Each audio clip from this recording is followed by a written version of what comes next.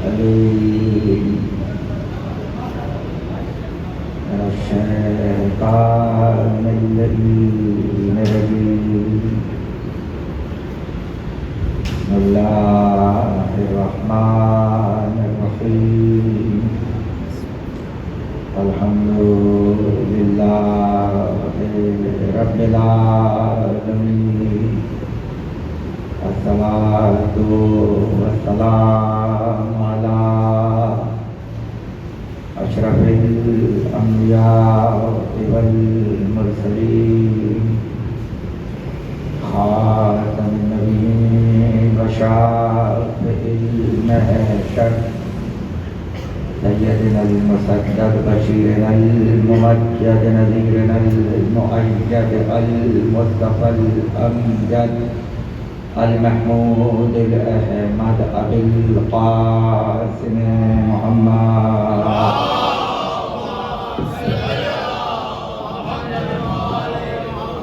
أهل بيته الطيبين الطاهرين المعصومين المظلومين الذين أذهب الله عنهم الرجس فطهرهم تطهيرا.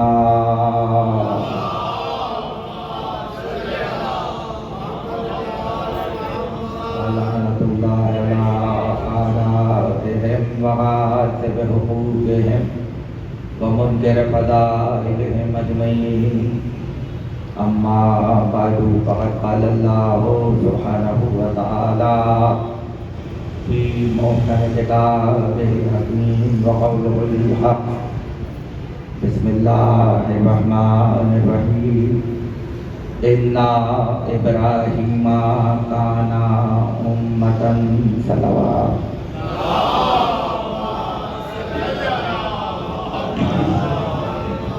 بارے دیگر صلوات پڑھنا.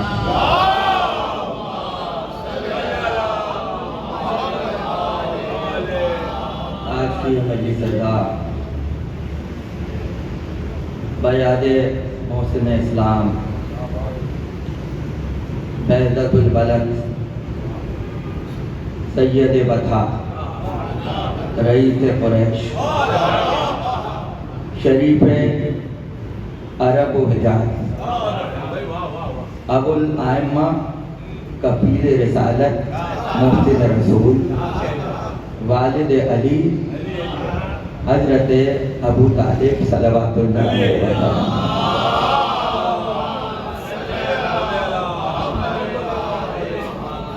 منعقد ہے اور سب سے بڑا لقب جس پر ہمیں فخر ہے حضرت ابو طالب کا، اور اس لقب سے کچھ وراثت ہر علی والے نے ضرور پائی ہے،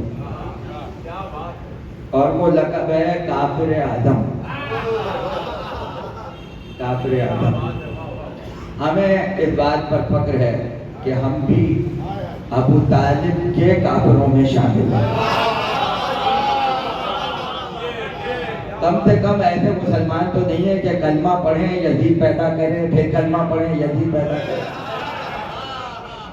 اس لیے کہ حقیقت یہ ہے کہ آج تک لفظ کافر کی شرح مسلمانوں سے ہوئی ہی نہیں ہے، اور یہ میں بالکل سنجیدگی سے آپ کی خدمت پیش کر رہا ہوں کہ کافر کے لفظ کی شرح ابھی مسلمانوں سے پوری نہیں ہوئی ہے. اور اس کی ایک وجہ یہ بھی ہے کہ مسلمانوں نے باری بینی کے ساتھ قرآن کی لفظیات کا مطالعہ نہیں کیا ہے. میں سامنے کی آیت آپ کی خدمت میں پیش کر رہا ہوں، بالکل سامنے کی، حالانکہ بہت سی مثالیں ہیں لیکن سامنے کی آیت پیش کر رہا ہوں تاکہ آپ کا ذہن آمادہ ہو جائے اور آپ یہاں تک پہنچ جائیں کہ میں کہنا کیا چاہ رہا ہوں. آیت الکرسی تو ہر گھر میں لگی ہے اور کوئی بچہ ایسا نہیں ہے کہ جس کو آیت الکرسی یاد نہ ہو.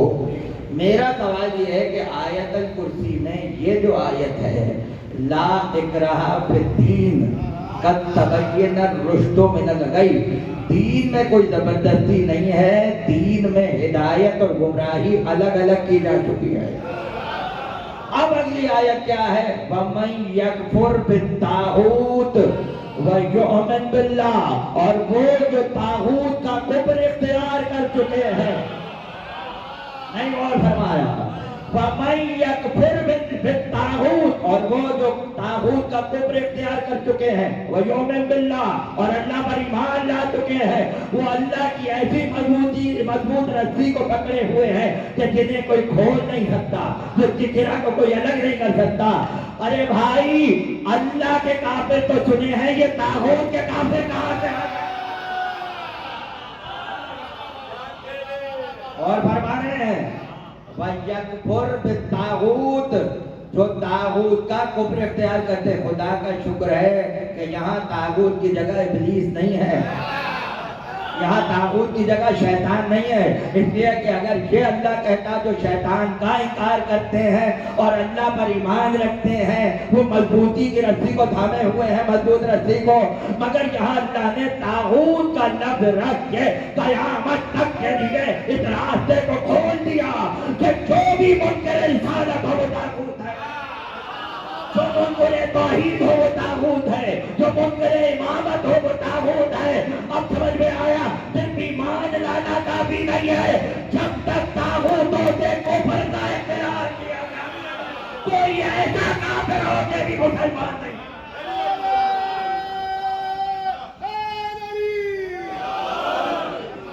اور وہ کہ جو کفر کر چکے ہیں طاغوت سے. اب مجھے کفر کا مطلب بتا دیجیے. آپ کفر کا مطلب بتائیے، یہاں پہ ترجمہ کیا ہوگا؟ توجہ ہے تو پھر ماننا پڑے گا.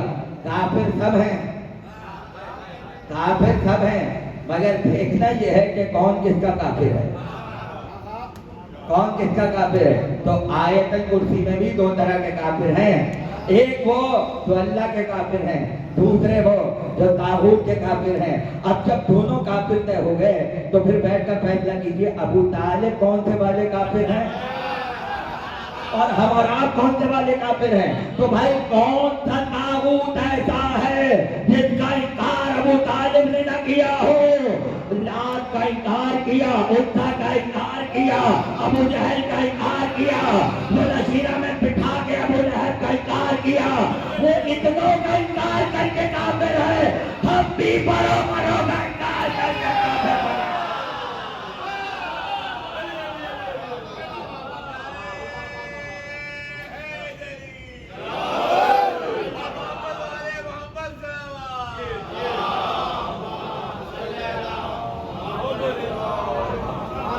ہونا ضروری ہے. فَمَن يَكْفُرْ بِالطَّاغُوتِ، جو طاغوت کا کفر کرتے ہیں، وَيُؤْمِنْ بِاللَّهِ، اور اللہ پر ایمان رکھتے ہیں. جملہ کہہ دوں، کفر پہلے ہے، نہیں سمجھ رہے؟ ایمان بعد میں ہے. کفر پہلے اختیار کرنا ہے دشمن سے. اللہ کے دشمن کا کفر پہلے ہے، رسول کے دشمن کا کفر پہلے ہے، علی کی ولایت کے دشمنوں کا کفر پہلے ہے، اس کے بعد ہے وَيُؤْمِنْ بِاللَّهِ. اب بھائی کلمے کو تو چھوڑ دو، یہ بتاؤ کتنے کلمہ پڑھنے والوں نے محمد کے طاغوتوں کا انکار کیا ہے؟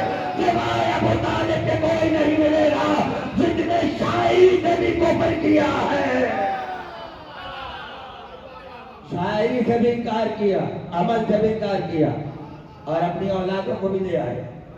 تو پہلے دنیا کافر کا مطلب سمجھے، کافر سمجھے، کافروں کو سمجھے، پھر ہم بھی سمجھ میں آ جائیں گے.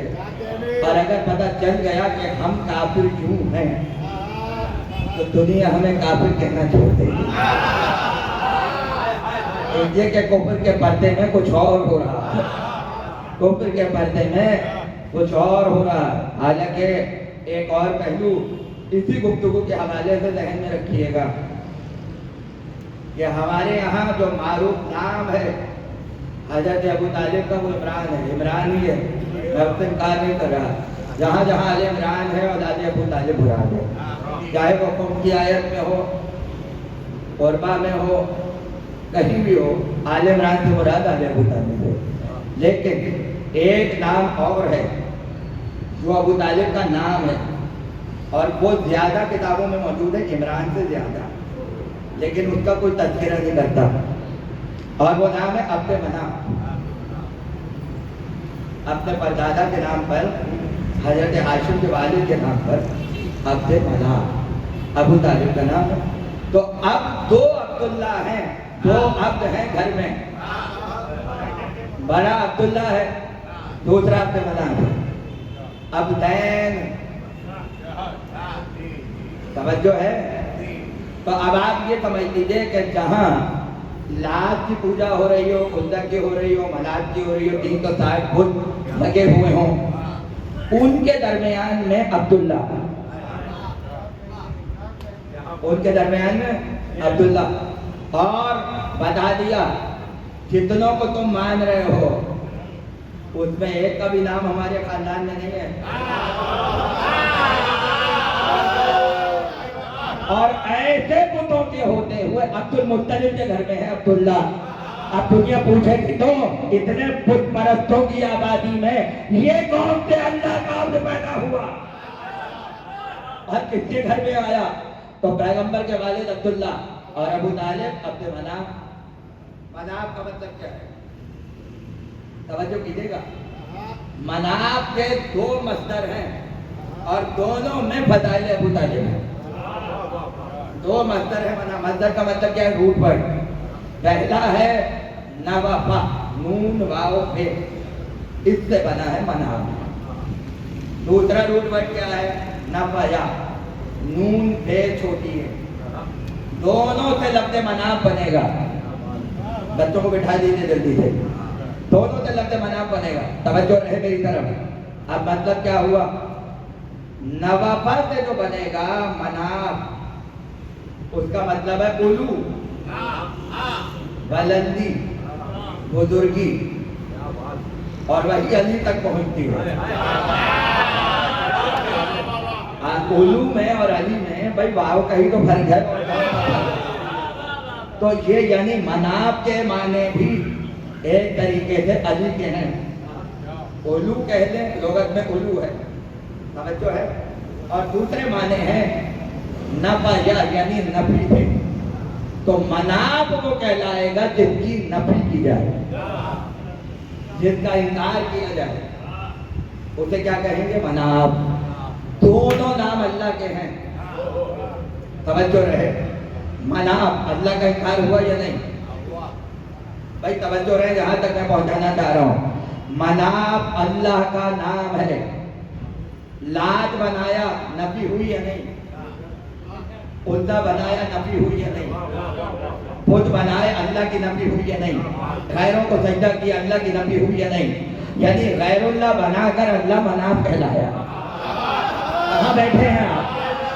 اللہ کے مقابلے میں غیر بنا کر جب حقیقی اللہ کی نفی کی تو نفی سے مناف پیدا ہوا۔ اللہ کا لقب مناف ہے، ابو طالب عبد مناف ہے۔ نہیں پہنچے آپ؟ یعنی بڑا بھائی عبداللہ ہے اور چھوٹا بھائی بھی عبد مناف ہے، یہ بھی اللہ کا عبد ہے، وہ بھی اللہ کا عبد ہے، مگر ابو طالب کو عبد مناف کہہ کے یہ بتایا، بت بنا کر جس کی نفی کر کے خدا مناف ہوا ہے، یہ اسی ابو طالب اسی کا۔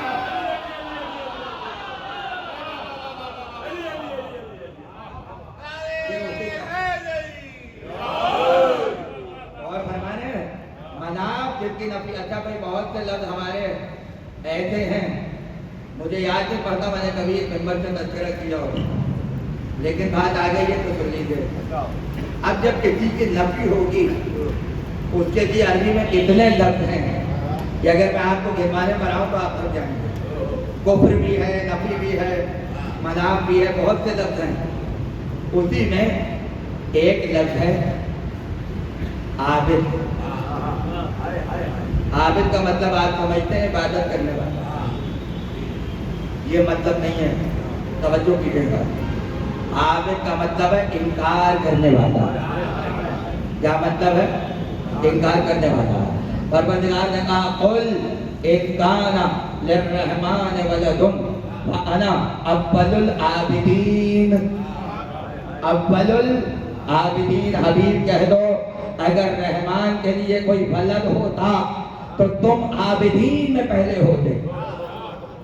عابدین کہاں سے آ گئے؟ تو اللہ کے بیٹے کا ذکر ہو رہا ہے، تو یہاں عابدین کا کام کیا ہے؟ علی سے پوچھا گیا. یہاں پر اللہ نے عابدین کو کہا. احتجاجی تبریزی کی روایت ہے علی نے پورا خطبہ ارشاد فرمایا, یہ آیت پڑھی اور آیت پڑھنے کے بعد کہا اللہ یہ بتانا چاہتا ہے کہ حبیب اگر رحمان کے لیے کوئی بیٹا بنا کر لاتے تو تم انکار کرنے والوں میں پہلے ہوتے. یعنی منکر اللہ کے جھوٹے بیٹے اگر بنائے جاتے تو سب سے پہلے تم کہتے اللہ کا کوئی ولد نہیں ہے, اللہ کا کوئی بیٹا نہیں ہے, اس لیے تم عابدین میں پہلے ہوتے.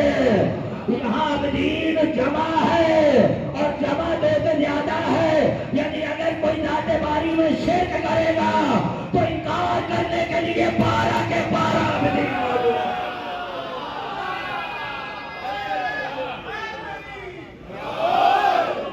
اور فرمانے آخر انکار کرنے والا, عابد انکار کرنے والا, کفر کرنے والا. لیکن دیکھا یہ جائے گا کفر کس سے ہو رہا ہے. اب اگر یہ بات پہنچ گئی ہو تو علی کے خطبے کا ایک جملہ سن لیجیے. اور کراچی میں گنتی کی جگہ ہیں جہاں یہ میں پڑھ سکتا ہوں, ان میں یہ ممبر ہے. عابد کا مطلب انکار کرنے والا. اب مجھے بتائیے معبود کا مطلب کیا ہے؟ معبود کا مطلب کیا ہوگا بتائیے قائم صاحب. ہاں تو خود قائم ہے. عابد انکار کرنے والا, معبود جس کا انکار کیا گیا ہے. معبود جن کا انکار کس لیے, مناف اور معبود کا مطلب ایک ہی ہے.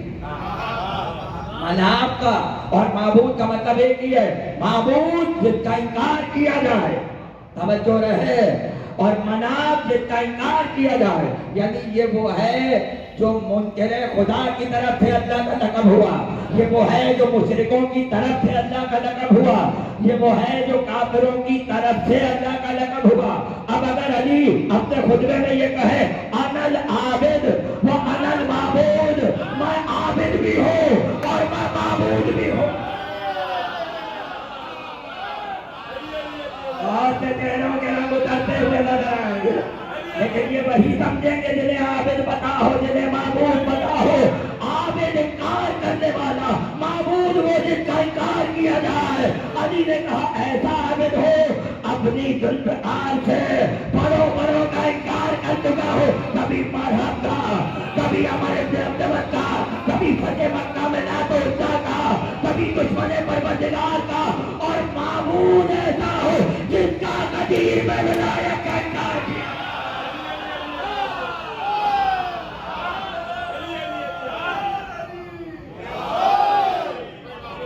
اور فرمانے معبود جن کا انکار کیا جائے. علی کے اب یہ علی نے ندا کیا ہے یا کون سا انداز ہے مجھے نہیں پتا, لیکن علی پہ جشتا ہے. توجہ رہے, میرا انکار کیا گیا, علی کہتے ہیں میرا انکار کیا گیا. اب اگلا جملہ کہہ دوں, توجہ کیجیے گا, جو بھی علی کی کسی فضیلت کا انکار کرے گا علی پردے میں معبود بنتے چلے گا. اس لیے کہہ رہے ہیں فضیلت مانو تاکہ تاریخ سلامت رکھے. صلوات پڑھیں مولانا.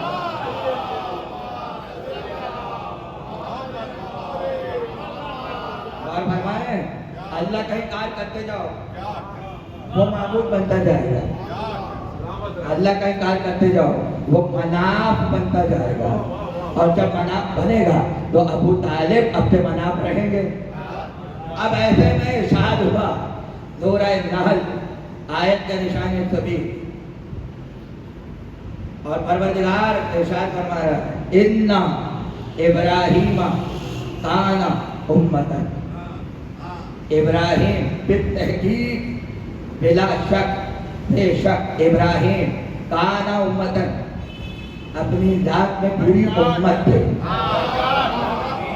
ابراہیم اپنی ذات میں پوری امت تھے. دیکھیے بہت سی خصوصیتیں حضرت ابراہیم کی ایسی ہیں, اور مراتب میں اور درجے میں حضرت ابراہیم اس منزل پر ہیں کہ اگر فہرست انبیاء میں بلحاظ ترتیب رکھا جائے تو پیغمبر کے بعد دوسرا نام حضرت ابراہیم کا ہے. ابیہ کی بات کر رہا ہوں، افضلیت کی بات نہیں ہو رہی ہے. یعنی مراتب میں، درجوں میں، بعد پیغمبر رسالت میں ابھی رسولوں کی بات ہو رہی ہے، امامت کی بات نہیں ہو رہی. اس لیے کہ ہر امام رسولوں سے افضل ہے بعد پیغمبر. لیکن میں رسولوں کی بات کر رہا ہوں کہ رسولوں میں اگر بعد پیغمبر کوئی آتا ہے تو حضرت ابراہیم ہے. اور دوسری خصوصیت یہ ہے کہ ابراہیم وہ ہے کہ شریعت محمد میں آج بھی ابراہیم کی سنتیں چل رہی ہیں. کسی شریعت میں کسی اور کی سنت نہیں چلتی، لیکن حضرت ابراہیم کی سنتیں شریعت رسول میں چل رہی ہیں. کوئی نہیں کہتا مسلمان کہ ہم تو سنت رسول کافی ہے. کسی نے آج تک نہیں کہا رسول اللہ کافی ہے، سنت رسالت پہ عمل ہوگا. حالانکہ جو سب سے بڑے سنت کے داعی ہیں کہ جن کی ہر چیز مدنی ہوئی چلی جا رہی ہے، کنگے بھی مدنی، سرما بھی مدنی، نالین بھی مدنی، اسباق بھی مدنی. ان سے کوئی یہ پوچھے سب کچھ مدینے کا نہیں ہے. قربانی مدنی نہیں ہے، وہ ابراہیمی ہے. سنت ابراہیمی بہت ساری چیزیں ہیں. مہمانوں کے ساتھ بیٹھ کے کھانا کھانا سنت ابراہیم، دودھ کی سبیل لگانا سنت ابراہیم، حاجیوں کی خدمت کرنا سنت ابراہیم. یہ ساری چیزیں سنت ابراہیمی ہیں. رسول اللہ کا دور تو بات کیا ہے. اور بھی بہت سی سنتیں ہیں جن پہ عمل ہو رہا ہے کہ شریعت رسول کی ہے. اشہد ان محمد رسول اللہ کہا جا رہا ہے اور سنت پہ عمل ہو رہا ہے حضرت ابراہیم کی. اللہ نے یہ فکر اور یہ مزاج سنت ابراہیمی کا شریعت محمد میں شاید اس لیے بھی رکھا تاکہ مسلمان ذہنی طور پر یہ سننے کو تیار رہیں کہ جو سنت ابراہیمی پہ چلے وہ ہوتا مسلمان ہی ہے، جو سنت ابراہیمی پہ چلے وہ ہوتا مومن ہی ہے. تو جو ملت ابراہیمی پہ چلے اور دین حنیف پر ہو، یعنی آپ شریعت محمد پہ عمل کر رہے ہیں لیکن سنت حضرت ابراہیم کی بھی ہے. بات پہنچ رہی ہے ایسے کے لیے کہ جہاں خصوصیت ہے حضرت ابراہیم کی. آپ نے کہیں نہیں سنا ہوگا سنت موسیٰ ہے یہ کرو، آپ نے کہیں نہیں سنا ہوگا سنت عیسیٰ ہے یہ کرو، کہیں نہیں سنا ہوگا سنت نوح ہے یہ کرو. سنت ابراہیم، سلام کرنا سنت ابراہیم. یعنی پیغمبر کی شریعت کے ساتھ، پیغمبر کی سنت کے ساتھ حضرت ابراہیم کی سنتیں چل رہی ہیں. اب کیا کوئی مسلمان ایسا ہے جو یہ کہے کسی بھی فرقے کا ہو کہ ہم تو صرف سنت محمد پہ چلیں گے، سنت ابراہیم پہ نہیں چلیں گے؟ کوئی نہیں کہہ سکتا، کوئی نہیں کہہ سکتا. اس لیے کہ سنت ابراہیمی پر بھی پیغمبر کے حکم سے عمل ہو رہا ہے. تو سنت ابراہیمی کرنا دراصل حکم پیغمبر ہے. اور اسی ابراہیم کے لیے اللہ نے کہا تھا ابراہیم ہمارے شیعوں میں سے ہے.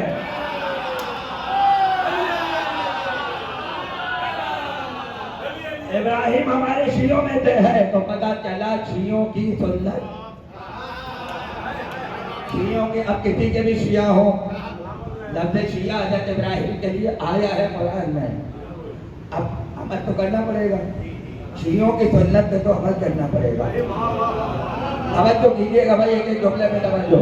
لیکن یہ جو آیت ہے وَأَنَّا مِن شِيَّتِهِ لِإِبْرَاهِيمَ، یہ آیت زمین پہ نہیں اتری ہے، عرش پہ اتری ہے. اور عرش پہ اس وقت اتری جب رسول معراج پر گئے. 3 دنوں کا ممبر لگا، پہلے پہ رسول بیٹھے، دوسرے پہ ابراہیم بیٹھے. اب وہی تو جمع ہے سنت کے عالم ہے، ان کی کتاب ہے لغات الحدیث، اس میں جہاں لفظ شیعہ ہے جا کے دیکھیے گا، یہ روایت لکھی ہو تو سنا رہا ہوں. پہلے دن پہ رسول، دوسرے پہ ابراہیم. سامنے سے نورانی گھوڑے پر ایک جوان آتا ہوا نظر. حضرت ابراہیم کے الفاظ کیا ہیں؟ یا رسول اللہ، کیا یہ آنے والا نبی ہے؟ اب نبی ہو یا نہ ہو، بات ہے نبوت تو اس میں موجود ہے. نبی ابراہیم جیسے کو نبی لگ رہا ہے. اس کے بعد کہا نہیں یہ نبی نہیں ہے، کیا یہ رسول ہے؟ रसूल नहीं है, क्या कोई मलक है? नहीं, ये मलक भी नहीं है। तब फिर कौन है? वही मुसलमा लिखते हैं, पैगंबर ने कहा ये मेरे इनका वारिस है, ये मेरा दामाद है, ये मेरा खलीफा अली इब्न अबी तालिब। अली की शान को देखा, अहले सुन्नत के आलिम लिख रहे हैं।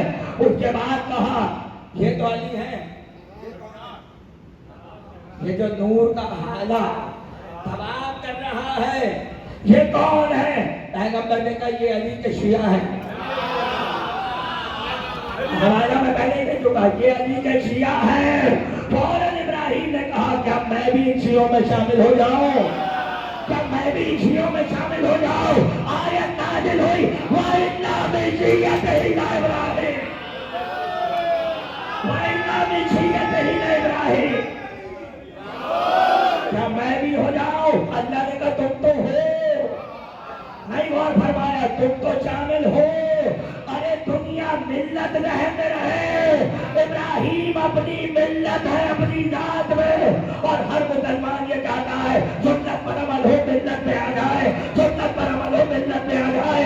उम्मत सुन्नतें अदा करके मिल्लत में आना चाहती है, खुद इब्राहिम अली के शियों में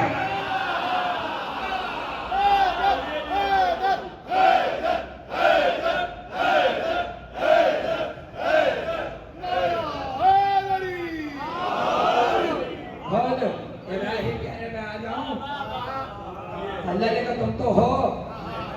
तवज्जो कीजिएगा, इब्राहिम अपनी जात में पूरी उम्मत 25 तफसीरें हैं, कितनी? 25। उसमें अहले सुन्नत भी और शिया 25 तफसीरों का खुलासा चंद जुमलों में सुना रहा हूँ। मुफस्सिरीन ने बहस की कि एक आदमी मिल्लत कैसे हो सकता है, उसकी वजूहात क्या है? तवज्जो है। पहली वजह ये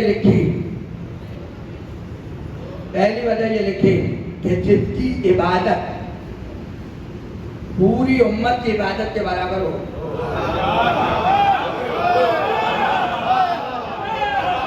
जिसकी इबादत पूरी उम्मत की इबादत के बराबर हो, वो अपनी जात में पूरी उम्मत होता है। अब आप अंदाजा कर लीजिए, जिस मिल्लत में हजरत इब्राहिम थे, अरे भाई देखिए अजीब कभी कभी बड़े मामला मुश्किल हो जाते हैं, बार बार शुक्र है मिल्लत निकला मेरी जुबान। मिल्लत उम्मत नहीं, उम्मत नहीं, उम्मत को रख दीजिए साइड पर। उम्मत की बात नहीं हो रही, मिल्लत आगे मिल्लत। और दूसरा लफ्ज़ कौम, जो हजरात तफसीर की मजालिस में थे रमजान की सूरह शम्स, उसमें कौम समूद का जिक्र है। तो मैंने लफ्ज़ कौम पर गुफ्तगू करते हुए कुछ जुमले कहे थे, और बात आ गई तो मैं अपनी तकरीर से मुख्तार लेकर बतौर बरकत आपकी खिदमत में पेश कर रहा हूँ। याद रखिएगा, जहाँ कौम किसी मरकज पर मुत्तहिद न हो वो कौम होती है। कौम, इसलिए कौम का लफ्ज़ कोई अच्छा नहीं है, अपने बात से लफ्ज़ कौम हटा दीजिए। और दलील ये भी सुन लीजिए, पूरी कौम पूरे कुरान में जितनी कौमों पर आदाब नाज़िल हुआ है सबके आगे कौम है। आवाज़ कम हो जा रही है। कौम आद, कौम समूद, कौम फला, कौम फला, और आदाब नाज़िल हो रहा है। आदाब कौमों पर आता है, उम्मत पर नहीं आता। हर बता रहा हूँ, जहाँ मरकज से आप अलग हो जाए कौम है ना, मगर उम्मत कब कहलाएंगे? मुत्तहिद हो, एक हो, यानी लाख हो मगर दिल एक हो, इरादा एक हो, ख्याल एक हो, यकीन एक हो, नजरिया एक हो, अकीदा एक हो। अब ये जरूरी नहीं है हक का अकीदा हो, वो सकता है बातें का अकीदा हो। अगर कोई बुराई पर मुत्तहिद हो तो वो मलूना उम्मत में है, अगर कोई हक पर मुत्तफिक हो तो वो खुश रहने वाली उम्मतों में है। इसलिए لیے زیارت وارثہ میں یہ جملہ ہے لعن اللہ امتا قتلت،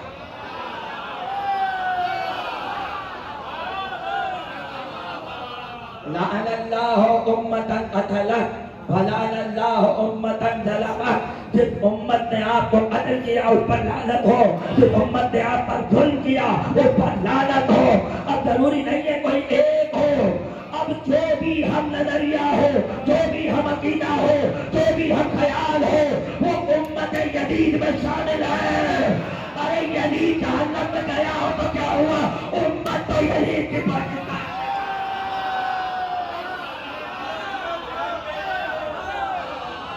جو رضی اللہ کہے، جو بچانے کی کوشش کرے امت یزید، دیکھیں نظریہ ایک ہے، عقیدہ ایک ہے، جہاں تک زمانے کی تعین نہیں ہے، زمانے کی قید نہیں ہے، مکان کی قید نہیں ہے، کسی بھی شہر کا ہو، کسی بھی ملک کا ہو، کسی بھی قبیلے کا ہو، نظریہ ایک ہو، کسی بھی وقت کا ہو، چاہے ہزاروں سال پہلے کا ہو یا ہزاروں سال کے بعد آئے، وہ امت یزید میں ہے۔ اور کوئی غدیر کے میدان میں ہو یا نہ ہو، جب ولی اللہ کہے گا امت غدیر میں شامل ہے۔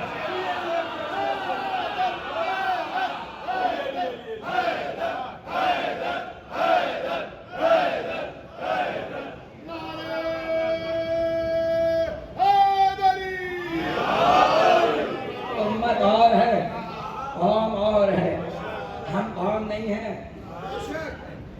امت حسین ہے، امت زہرا ہے، امت کربلا ہے، امت احدا ہے۔ لیکن امت میں رہنے کے لیے ہم عقیدہ ہونا ضروری ہے۔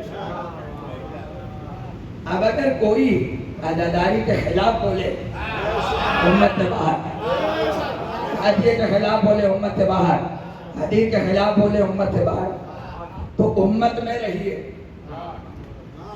کہ جو اکیلے ابراہیم اپنی ذات میں ہیں۔ توجہ، بس دو تین جملے تشریح کر کے آگے بڑھ جاؤں۔ کہنے لگے ابراہیم کی عبادت پوری امت کے برابر تھی، اس لیے ابراہیم تنہا اکیلے ہوتے ہوئے بھی اپنی ذات میں پوری امت تھے۔ یہ تشریح لکھی ہے اہل سنت کے مفسرین نے۔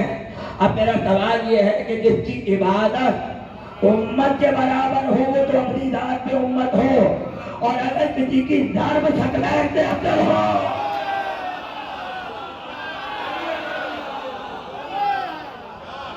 کسی کی ضرب شکلین سے افضل ہو جائے تو وہ کس سب سے کھڑا ہوا ہے؟ پہلی تعریف۔ دوسری تعریف، جس میں تمام خوبیاں جمع ہو جائیں وہ امت ہے اپنی ذات میں۔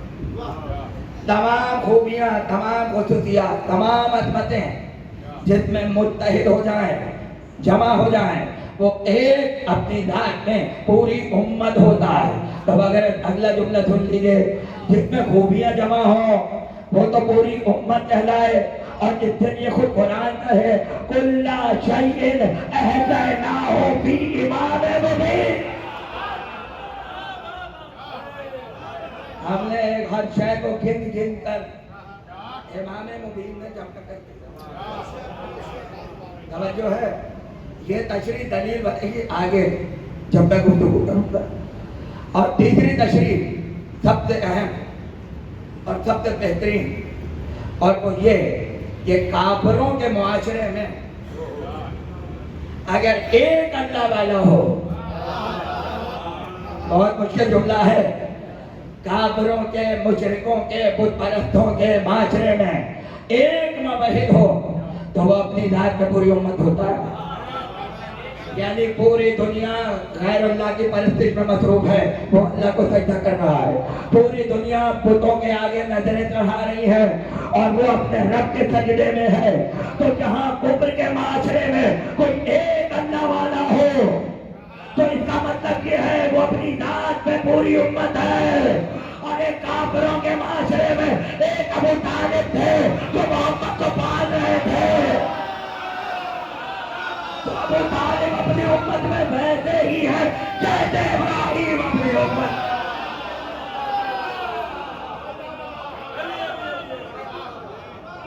حضرت ابراہیم اپنی امت میں ہے جیسے ابو طالب عرب کے معاشرے میں ہے. ایک آدمی اپنی ذات میں پوری امت. توجہ رہے ایک ایک دوسرے پر. اپنی ذات میں پوری امت.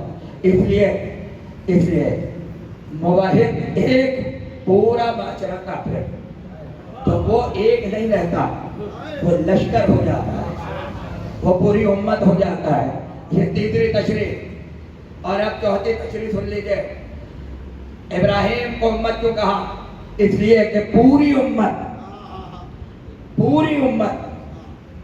ایک کی سنت پہ عمل کر رہی ہے. اس لیے وہ ایک پوری امت ہے. کہاں پہنچے آپ؟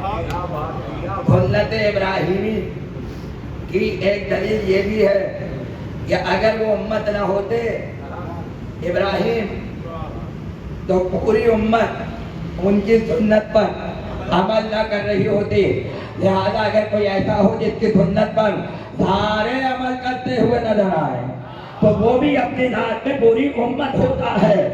کھا تو بہت سے رہے تھے, مال تو ایک ہی کا خرچ ہو رہا تھا. کھا تو ایک رہے ہیں, مال ایک خدیجہ کا خرچ ہو رہا ہے. تو جیسے ابو طالب ایک امت ہے ویسے خدیجہ بھی ایک امت.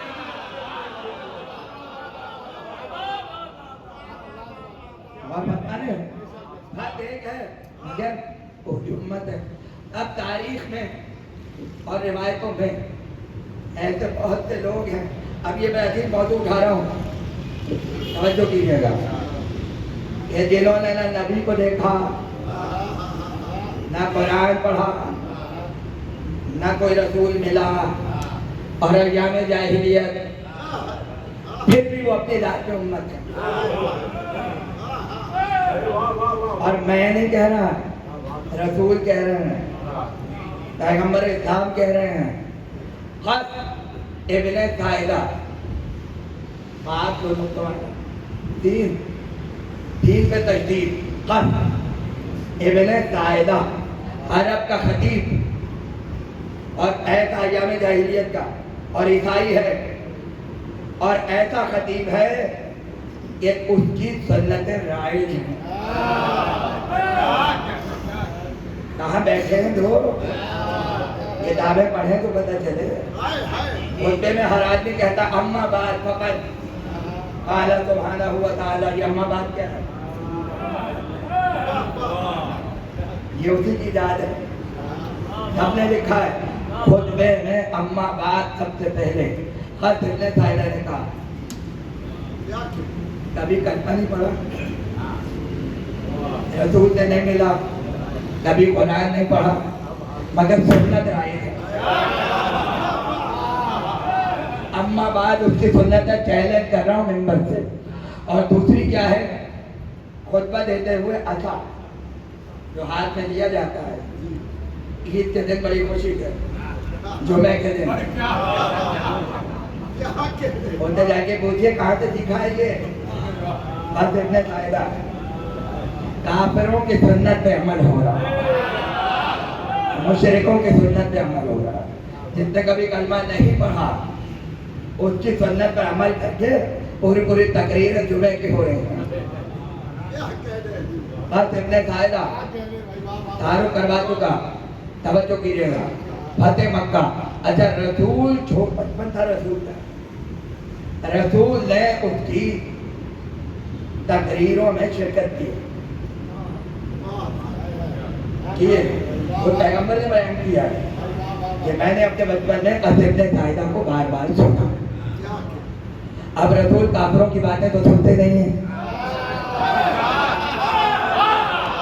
ہاں بیٹھے ہاں. اور پیغمبر 40 سال کی عمر میں تو رسول ہے نہیں, وہ تو جب سے خلق ہوئے تب سے رسول ہیں. اور نبی کچھ کرتا نہیں ہے مگر وہ جو حکم الہی ہوتا ہے. تو اگر وہاں کچھ سن رہے تھے تو حکم خدا سے کھڑے ہوئے تھے. فتح مکہ یعنی کتنا پرانا دور گزر گیا. رسول کے والدین رخصت ہو گئے, چچا رخصت ہو گئے, خدیجہ کی شادی ہو گئی, ہجرت ہو گئی, ساری جنگیں ہو گئیں. فتح مکہ میں رسول پہنچے, اور جب آئے اور مکہ فتح ہو گیا اور بڑے بڑے قبیلے بیعت کے لیے اور کلمہ پڑھنے کے لیے حاضر ہوئے. تو ایک قبیلہ آیا, رسول نے پوچھا تم کون سے قبیلے کے ہو؟ تو ان کا بکر بن وائل. رسول نے کہا وہ قد بن ساعدہ تمہارے قبیلے کا تھا. اتنی بڑی فضیلت ہے یہ. رسول پوچھ رہے ہیں, بچپن یاد آ رہا ہے رسول کو. قد بن ساعدہ کہا ہمارے قبیلے کا تھا. کہنے لگے کیا خبر ہے اس کی؟ کا انتقال ہو گیا, دنیا سے رخصت ہو گیا. توجہ ہے, پیغمبر نے اللہ اس پر رحمت نازل کری. ابو طالب کی مجلس ہے, توجہ کیجیے گا.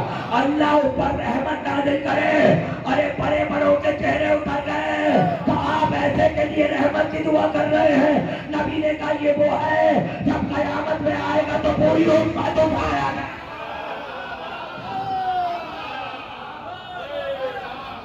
اب آپ تصور کیجیے امت کا کیا حال ہوا ہوگا.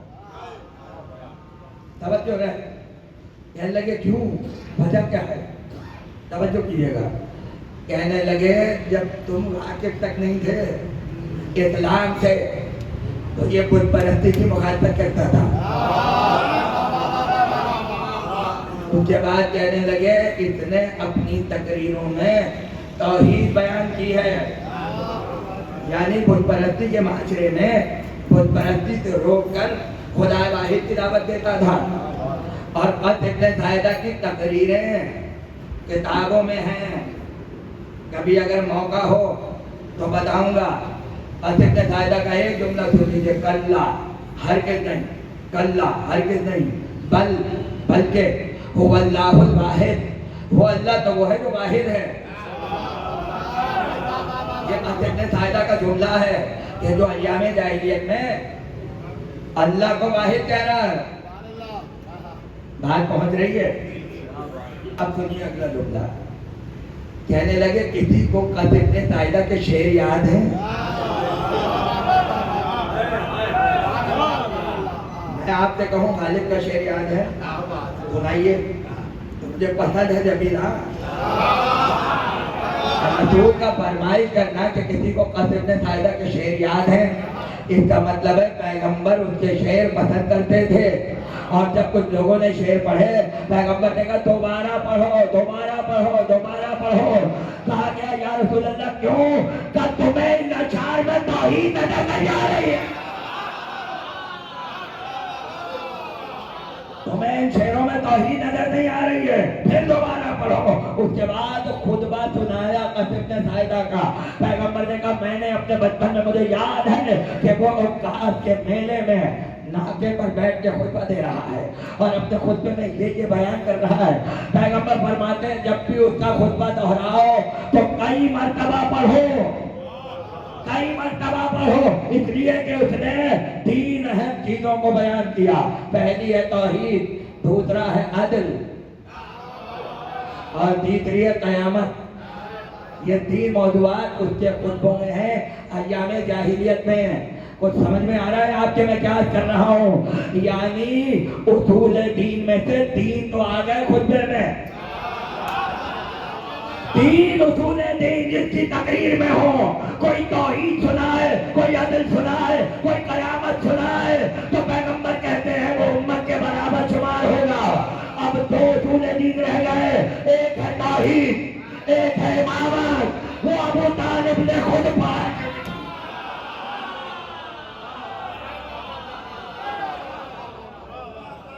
پیغمبر نے کہا بار بار دوہراؤ, بار بار دوہراؤ, پوری امت اٹھایا جائے.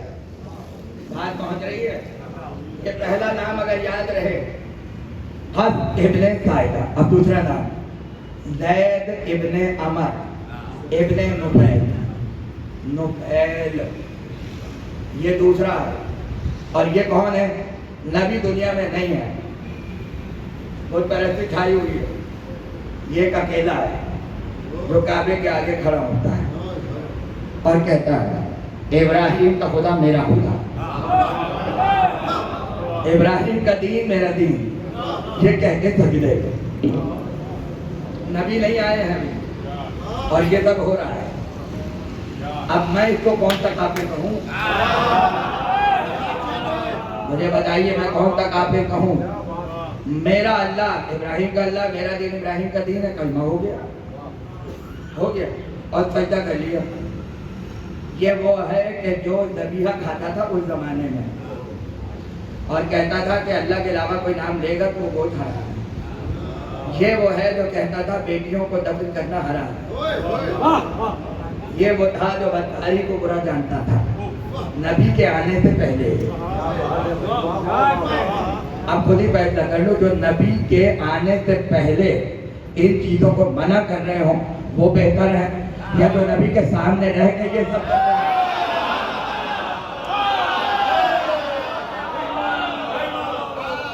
نبی کہہ رہے ہیں شراب حرام ہے، مگر شراب پی کے بچ میں رسالت میں آ جاتے ہیں، بچپن کی عادتیں جا نہیں رہی ہیں، اس لیے 2 مرتبہ شراب کی حرمت کو نازل کیا۔ وہ والے بہتر ہیں یہ والے بہتر ہیں؟ فیصلہ کرتے جائیے گا۔ حق کی طلب ہوئی، زید ابن عمر نام یاد رکھیے گا، حق کی طلب ہوئی، ابھی پیغمبر نہیں آیا، سناٹا ہے بالکل، شام پہنچا ہے، بڑے بڑے پادریوں سے ملاقات کی، راہبوں سے ملاقات کی، کچھ عرصے وہاں رہا، 20-25 سال۔ راہب نے بتایا کہ اس کا تم انتظار کر رہے ہو، مکے میں آ گیا ہے۔ ظاہر ہے کہ پوری سیرت ابن ہشام گواہ ہے کہ جب ابو طالب کے ساتھ شام گئے ہیں رسول تو راہبوں نے ساری باتیں پہلے سے بیان کر دی تھی کہ یہ نبی ہوگا اور بادل چھایا کر رہا ہے وغیرہ وغیرہ، لہٰذا یہودی اس کے دشمن ہوں گے، اس کا خیال رکھنا۔ تو وہاں بھی پہلے ہی بتا دیا گیا تھا کہ آ گئے ہیں مکے میں۔ اب وہ جب نبی کی تلاش میں نکلا مکے کی طرف، راستے میں جنگ ہو گئی، کوئی لشکر لڑ رہا تھا، وہ بھی بیچ میں پڑ گیا، یہاں تک کہ قتل ہو گیا، اور وہی صحرا میں اس کی قبر بن گئی۔ مدینے نہ آنا نصیب ہوا، مکے آنا نہ نبی کو دیکھنا نصیب ہوا، کچھ بھی نہیں، مگر جب حضرت خدیجہ کے چچا ورقہ بن نوفل، جن کا ذکر آپ بار بار سنتے ہیں، ان تک خبر پہنچی تو روئے دھارے مارنا، کیونکہ وہ بچپن کا دوست تھا، اور اس عہد میں جو مرثیے کہے گئے اس میں اس کا مرثیہ ہے، زید ابن عمر کا مرثیہ وہ زمانے میں کہا، اور وہ عربی ادب کی کتابوں میں موجود ہے۔ پیغمبر دنیا میں تشریف لائے، جوان ہوئے، ہجرت کی، مدینے آئے، ایک دن ذکر چھڑ گیا زید ابن عمر کا، پیغمبر نے بھائی جملہ کا خدا اس پر رحمت نازل خدا اس پر رحمت نازل کرے، بڑے بڑے چہرے اتر گئے۔ آپ اس کے لیے رحمت کی دعائیں کر رہے ہیں تو پیغمبر نے وہی جملہ کہا، کہنے لگے قیامت میں پوری امت اٹھایا جائے گا، تم سب قیامت میں تنہا ہوگے، وہ اپنی ذات میں پوری امت کہلائے گا، اس لیے کہ اس نے حق کی تلاش کی ہے اور وہ محمد کی محبت میں مارا گیا ہے، اس لیے راہ الفت میں گیا ہے، تو قیامت میں پوری امت شمار ہوگا۔ ایک محمد کی محبت میں چلا جائے تو پوری امت ہو، یہاں تو پوری آل ابو طالب ہے۔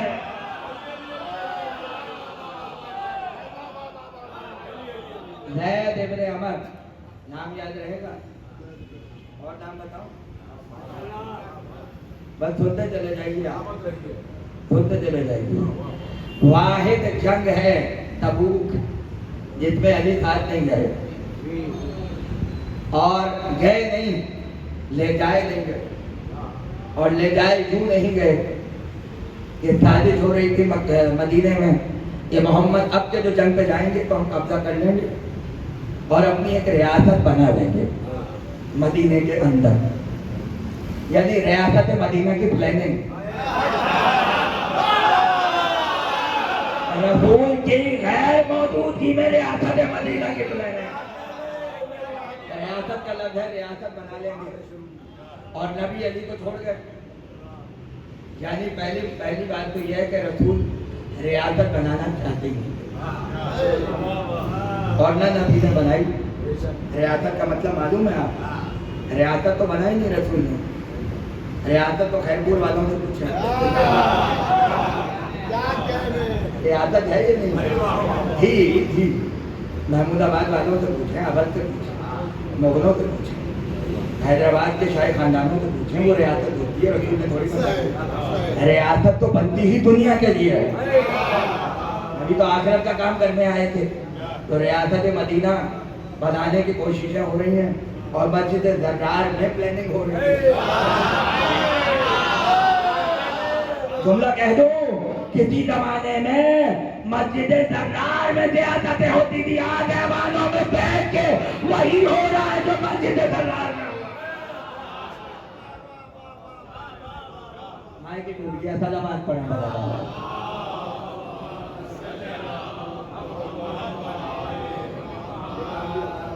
नवाज पढ़ने पर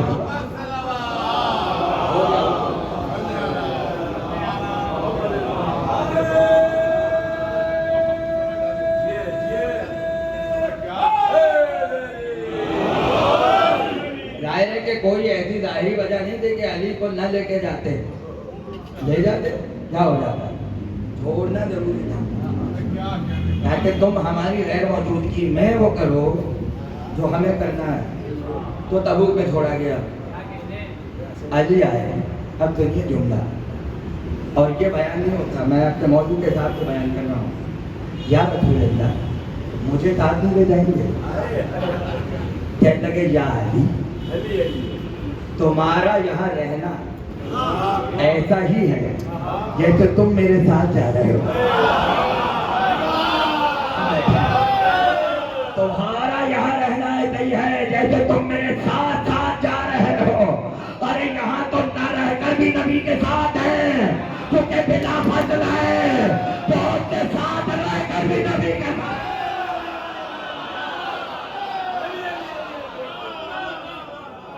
तुम यहाँ रहकर ऐसे ही हो जैसे तुम मेरे साथ जा रहे हो। उसके बाद क्या कहा, इन्नल्लाह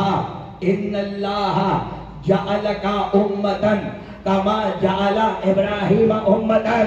यानी तुम यहाँ रहो इसलिए कि तुम यहाँ रहकर अपनी जात में वैसे ही उम्मत हो जैसे इब्राहीम को उम्मत बनाया।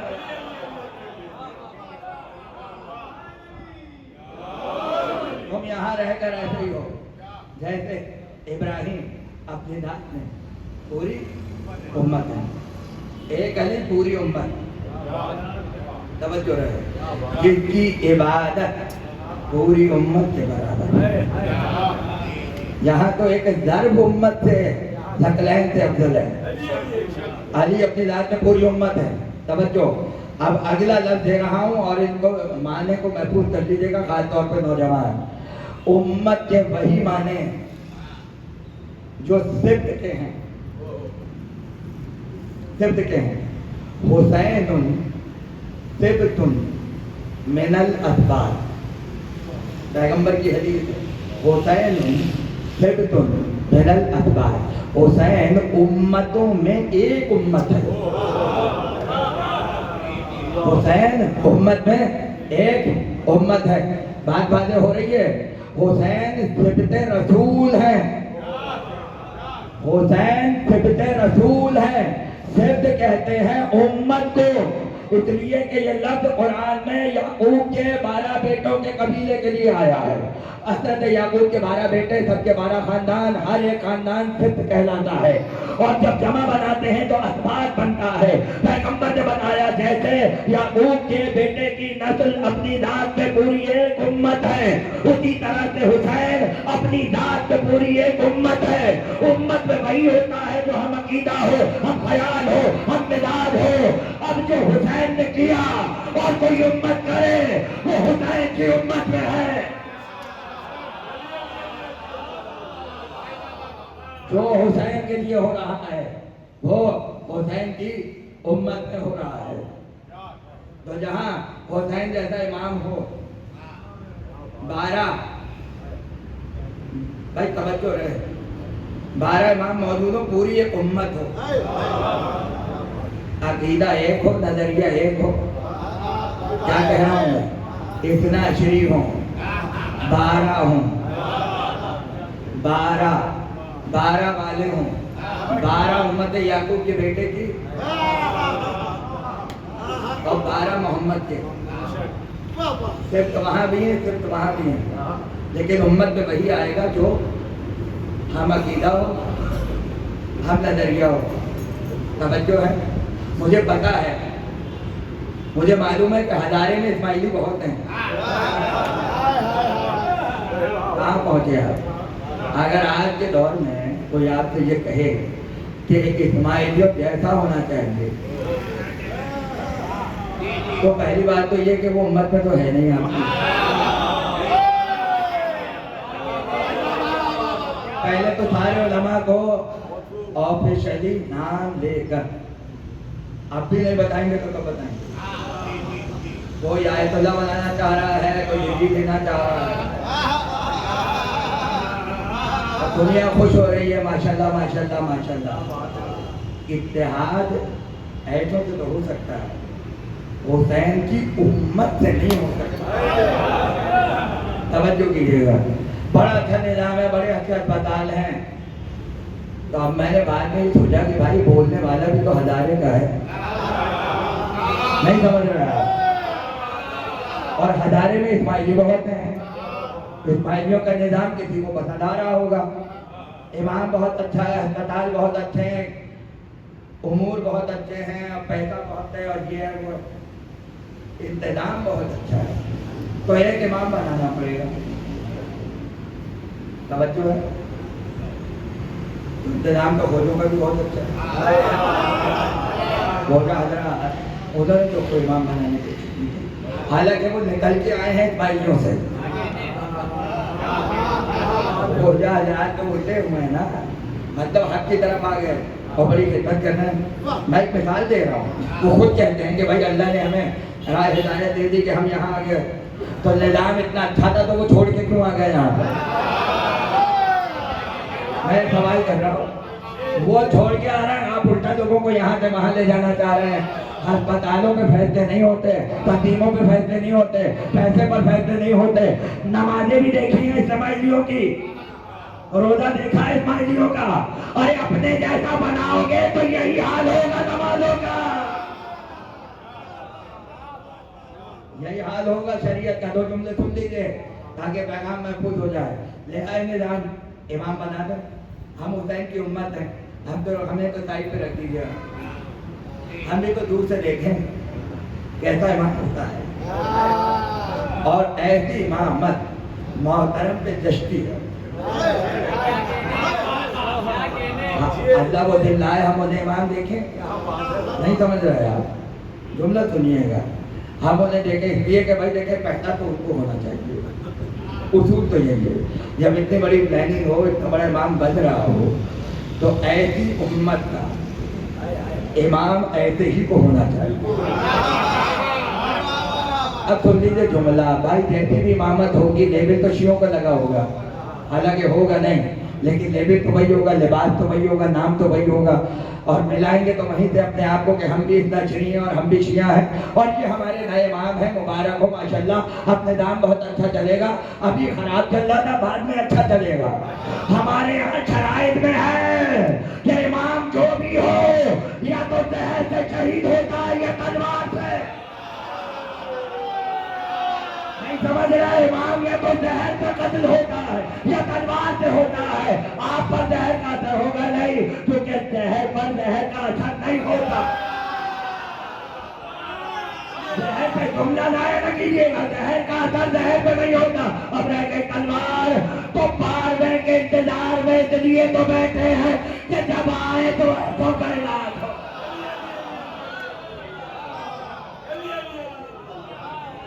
जब आए तो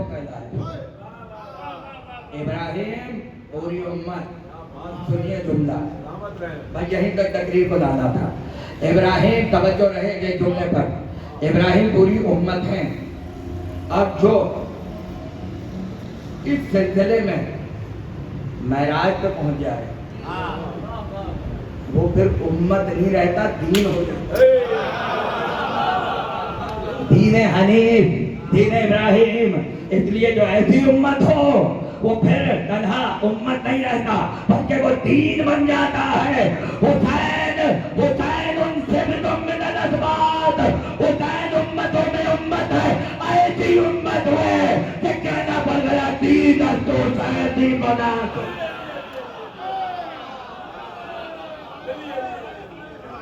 پھر اس کا دین ہو جاتا ہے، پھر دین محمد۔ مجھے نہیں پتا وقت کیا ہو گیا، مجھے 11 بجے کا کہا تھا، ہے ٹائم 5 منٹ رہ گئے۔ مسائل ہمیں میری مجبوری ہے، میری مجبوری ہے۔ دیکھیے ایک بات یاد رکھیں، ابراہیم امت ہے، رسول امت ہے، علی امت ہے، اس لیے مختلف موقعوں پر دین کا تعارف ان سے ہوا کیونکہ یہ امت ہے۔ اب وقت نہیں ہے، ورنہ کبھی موقع ہوگا تو بتا رہا ہوں، اشارہ دے کے جا رہا ہوں آپ کو۔ کربلا میں دونوں طرف لشکر ہے اور دونوں طرف سے رجت پڑھے جا رہے ہیں۔ آج سے 12 سال پہلے میں نے خطبہ پڑھا تھا رجت اور اسلام پر، جوہر ٹاؤن میں، اور شاید اس میں کچھ مومنین موجود ہوں، ریکارڈ ہے۔ اس میں میں نے ایک جملہ کہا تھا کہ ایک بھی رجت ایسا دکھا دو لشکر حسین میں کہ کسی نے یہ کہا ہو کہ ہم دین محمد پر ہیں۔ چیلنج کر رہا ہوں، میں بہت بڑی بات کہہ رہا ہوں، پورے مقتل سے سارے نظر دیکھ کے کہہ رہا ہوں۔ جب آتا ہے مجاہد کہتا ہے میرا باپ پلا ہے، میرا قبیلہ یہ ہے، تعارف کرواتا ہے، کسی نے بھی نہیں کہا حسین کے لشکر میں کہ ہم محمد کے دین پر ہیں، اس لیے کہ سامنے والا بھی تو دین محمد پہ اپنے آپ کو کہہ رہا تھا۔ کیجیے گا، سب نے آ کے کہا ہم مرتضیٰ کے دین پر ہیں۔ بہت بڑی ذمہ داری سے کہہ رہا ہوں، سب نے کہا علی کے دین پر ہے، ہم مرتضیٰ کے دین پر ہے، کسی نے نہیں کہا محمد کے دین پر ہے، اس لیے کہ ہر یزیدی اشہد ان لا الہ الا اللہ کہہ رہا تھا، اور وہی آج بھی کہہ رہے ہیں۔ مگر کربلا والوں نے کہا ہم دین علی پر ہیں، ہم دین مرتضیٰ پر ہے، یعنی کربلا تک دین چھن گیا تھا۔ جنہوں نے بعد میں تحریفیں کی، پہچان الگ کرا دی گئی، ہم مرتضیٰ والے ہیں، اور جو محمد والے ہوں ان کا کوئی مسئلہ نہیں ہے، وہ بدھ کے دن بھی جمعہ پڑھا دیتے ہیں، وہ فجر کی 2 رکعت 4 رکعت پڑھا دیتے ہیں، ہم مرتضیٰ والے ہیں۔ بس ایک جملہ سن لیجیے، گفتگو ختم ہو گئی۔ حوالہ لے رہا ہوں طبقات ابن سعد، طبقات ابن سعد، محمد حنفیہ کے جہاں لاتے جا کے دیکھیے گا، جمل کا میدان ہے، ادھر علی کا لشکر، ادھر علی کا لشکر، وہاں سامنے ان کا لشکر ہے۔ بھاگا ایک آدمی نکل کے، محمد حنفیہ کی نظر پڑی، اور مجھے شرف حاصل ہے کہ تاریخ خطابت میں مجھے شرف حاصل ہے کہ میں نے سب سے پہلے پہلو کو ممبر سے بیان کیا، توجہ کیجیے گا۔ بھاگا نکل کے، ادھر سے محمد حنفیہ بھاگے، دوڑ رہا، یہ پیچھے پیچھے دوڑے چلے جا رہے ہیں۔ بھاگا کہاں سے میں نے آپ کو پہلے ہی بتا دیا، اور محمد حنفیہ یہاں سے نکلے طبقات ابن سعد، ایک منزل آئی، ایک مرتبہ چھپتے، اور اس کو پکڑ کے تلوار کو نکالا۔ اب سامنے والا اپنی موت اور زندگی کا مختار ہے، اس جگہ مجھے چھوڑ دو، محمد حنفیہ مجھے چھوڑ دو، کہنے لگے تجھے کیسے چھوڑ دوں؟ توجہ کیجیے گا، اس نے ایک جملہ کہا، محمد حنفیہ نے چھوڑ دیا۔ آپ کو جملہ میں کیسے کہوں؟ کہنے لگے مجھے چھوڑ دو، کہنے لگے کیسے چھوڑ دوں؟ کہنے لگا انی علی دین ابو طالب،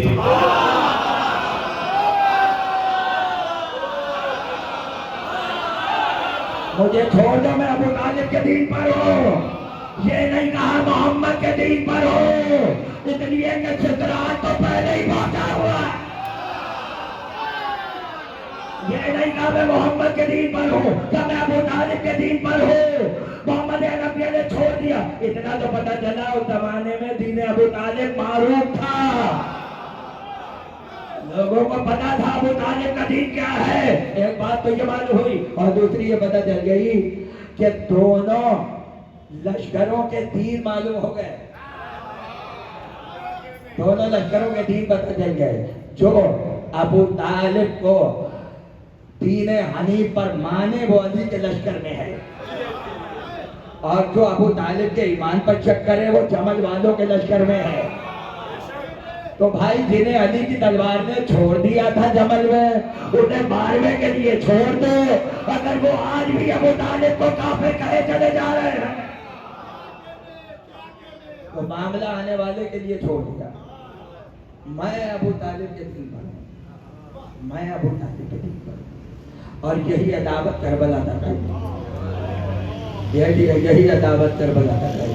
پوچھا کیا بگاڑا ہے، ہم نے کیا کیا تمہارے ساتھ؟ تو جملہ اتر ساتھ کا تاریخ تبری میں موجود ہے، بغضاً منا لأبیک، حسین تمہارے باپ کا بغض ہے، یہ تمہارے باپ کا بغض ہے۔ علی ہی کا تو بغض ہے جو ابو طالب تک آیا، علی ہی کا تو بغض ہے یہ جو ابو طالب تک آیا۔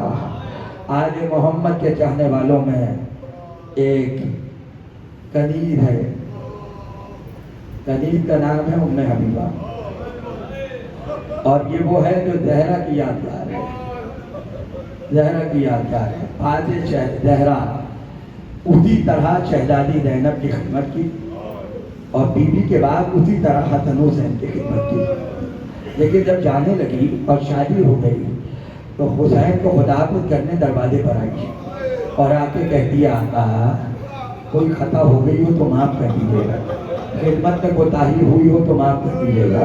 حسین نے سر پہ ہاتھ رکھا اور ہاتھ رکھ کے کہا ام حبیبہ آج تو کہہ دیا، آئندہ نہ کہنا، اس لیے کہ جیسی خدمت تم نے ماں کی ہے ویسی خدمت ہماری کی ہے، کوئی کمی نہیں چھوڑی، مگر جاتے جاتے اگر کوئی خواہش ہے تو بیان کرو۔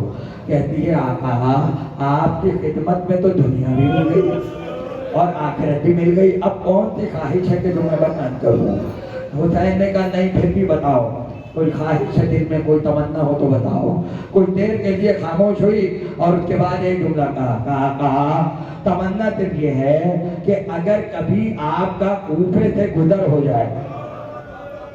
آپ نے غور نہیں کیا، آداب غلامی دیکھ رہے ہیں، یہ نہیں کہا کبھی کوفے سے آقا کوفے آنا ہو تو میرے گھر آ جانا، بلکہ یہ کہا کبھی اگر گزر ہو جائے تو کنیز کو خدمت کا موقع ضرور دینا۔ حسین نے کہا ام حبیبہ وعدہ رہا، آؤں گا ضرور آؤں گا، مگر تنہا نہیں آؤں گا، میرا اکبر بھی ساتھ ہوگا، میرا قاسم بھی ساتھ ہوگا، میرا سید سجاد بھی ساتھ ہوگا۔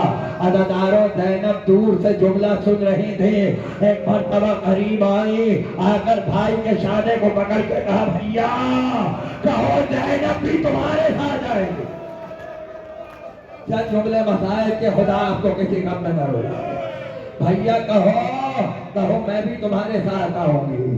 حسین نے کہا ہاں زینب بھی ساتھ آئے گی۔ ام حبیبہ اپنے سسرال پہنچی، کوفے کے بازار میں گھر تھا، اوپر رہائی تھی، نیچے دکان تھی، شوہر شام کو دکان پر بیٹھ جاتا تھا، سال گزرتے گئے، گھر میں بیٹا ہوا، یہاں تک کہ 10 سال یوں ہی بسر ہو گئے۔